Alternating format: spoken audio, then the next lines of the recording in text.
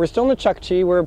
Actually, I think we're farther north than we've been on either of the campaigns so far. Some of the sites we've been visiting now, we actually visited earlier last year because we got there so late.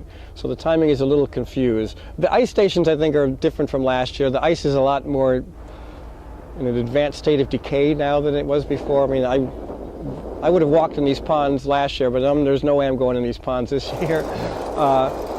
And so that's a little bit different. The ice is thinner than it was last year, which I'm sure has something to do with the fact that we're there later in the year.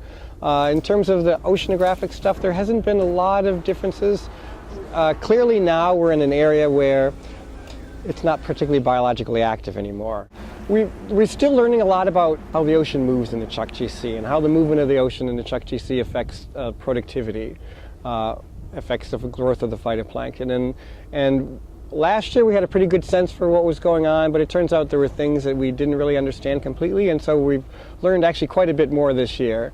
There's still a few mysteries to solve. We've got some unexpected surprises in some of the data we've seen so far, and we need to do a little bit of more work. And so that's some of the stations we're going to do after we leave here.